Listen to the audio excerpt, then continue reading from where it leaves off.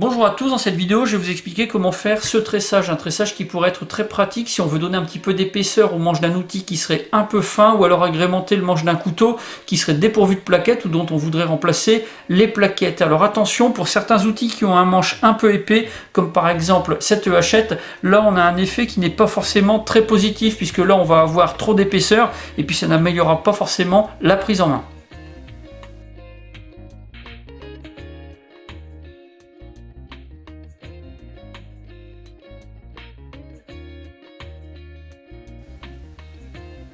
Pour faire ce tressage, on n'a pas besoin d'outils particuliers. Pour ce qui est de la quantité de paracord nécessaire, eh bien ça va dépendre bien entendu de l'épaisseur du support et puis de la longueur du tressage qu'on veut faire. Concernant les achats de paracord, si vous les faites sur le site France Paracord, n'oubliez pas qu'en utilisant ce code, vous pourrez bénéficier de 10% de réduction sur vos achats.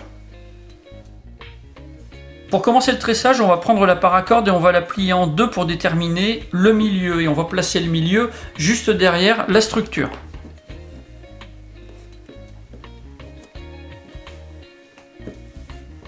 Ensuite, on va faire une boucle avec la réserve de droite.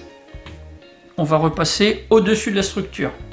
On prend la réserve qui se trouve à gauche, on passe au-dessus du lien horizontal et ensuite on va rentrer dans la boucle de l'arrière pour ressortir vers l'avant.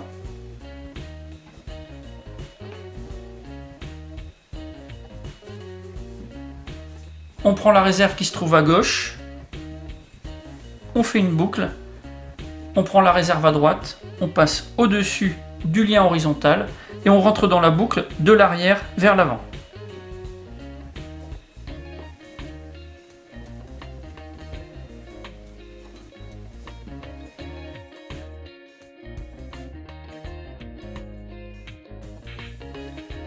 Une fois que les deux premiers nœuds sont faits sur le côté, on va retourner complètement le support. Là, on va faire une boucle à gauche.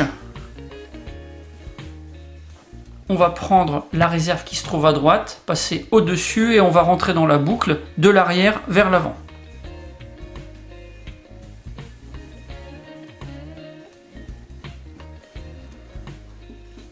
Ensuite, on fait une boucle à droite.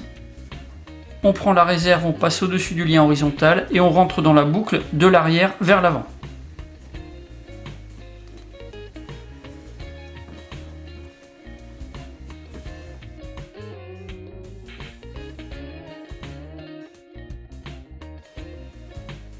Là, on a terminé les différentes étapes du tressage et maintenant, il va suffire simplement de les répéter autant de fois que nécessaire pour avoir la bonne longueur de tressage autour du support. Ce qu'il faut retenir, c'est qu'on a 5 étapes à suivre dans le même ordre. On commence par faire une boucle à droite, ensuite une boucle à gauche, on retourne, on fait une boucle à gauche et après une boucle à droite.